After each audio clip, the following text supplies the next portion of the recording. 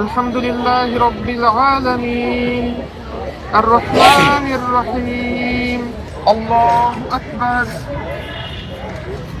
আসসালামু আলাইকুম ওয়া রাহমাতুল্লাহ। আসসালামু আলাইকুম ওয়া রাহমাতুল্লাহ। এই গুনাহের কারণে তুমি আমাদেরকে ধ্বংস করে দিও না হে আল্লাহ। তুমি আমরা আজকে এখান থেকে নিয়ত করতেছি আল্লাহ, আমরা সর্বোচ্চ চেষ্টা করব এগুলা থেকে আমাদের নিজের ক্যাম্পাসকে, আমাদের দেশকে, আমাদের ঢাকা শহরকে রক্ষা করার জন্য। আল্লাহ, সমস্ত বালা মুসিবত থেকে তুমি আমাদের এই সুন্দর ক্যাম্পাসকে রক্ষা করো, আমাদের ছাত্রছাত্রীদের রক্ষা করো হে আল্লাহ।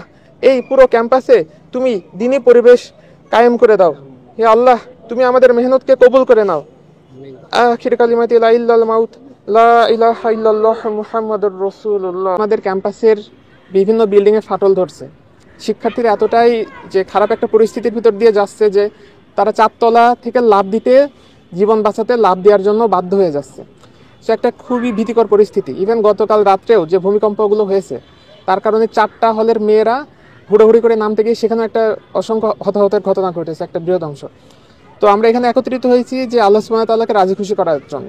হুজুর পাক সাল্লাল্লাহু আলাইহি সাল্লাম আমাদের শিখিয়ে দিয়ে গিয়েছেন যে যখনই আমরা মানুষরা কোনো বিপদে আপদে বা যে কোনো প্রয়োজনের সম্মুখীন হই, একমাত্র সেখান থেকে উদ্ধার পাওয়ার উপায় শিখিয়ে দিয়েছেন, সেটা সালাত। সালাতের মাধ্যমে আল্লাহ সুবহানাহু ওয়া তাআলা, হুজুর পাক সাল্লাল্লাহু আলাইহি সাল্লাম সব কিছু চেয়ে নিয়েছেন। তো আমরা আজকে এখানে নফল নামাজের মূল উদ্দেশ্য যে আমরা যে একটা ভীতিকর পরিস্থিতি বা একটা যে ভূমিকম্পের ভীতির ভিতর দিয়ে যাচ্ছি, আল্লাহ সুবহানাহু ওয়া তাআলা যাতে আমাদেরকে এই ভীতি থেকে রক্ষা করেন, এই প্রাকৃতিক দুর্যোগ থেকে আমাদের ক্যাম্পাস, আমাদের ঢাকা শহর এবং আমাদের দেশকে রক্ষা করেন, এই উদ্দেশ্যে আমরা মূলত এখানে একত্রিত হয়েছিলাম, যাতে আল্লাহ সুবহানাহু ওয়া তাআলার সন্তুষ্টি অর্জন করতে পারি এবং এই ভীতিকর যে পরিস্থিতি সেখান থেকে রক্ষা পাই। আপনারা জানেন যে হাদিসে স্পষ্ট 12টা কারণ উল্লেখ করা হয়েছে যে ভূমিকম্প বা এই যে প্রাকৃতিক মহামারীর আসার জন্য। তার মধ্যে অন্যতম হচ্ছে আপনার যে গান বাজনার প্রসার, বাদ্যযন্ত্রের প্রসার, আর আরেকটা কারণ হচ্ছে যে ব্যভিচার, এইটা বেড়ে গেলে।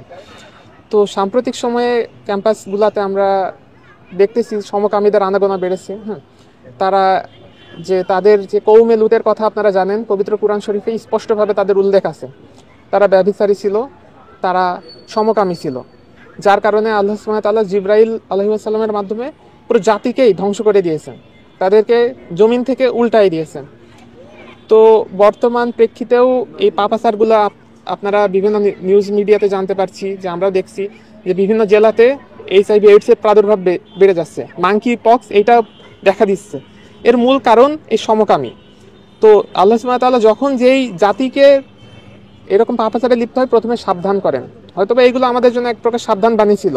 আমরা যদি এখনো সচেতন না হই, আগামীতে হয়তো আমাদের জন্য ভয়ঙ্কর আযাব অপেক্ষা করছে।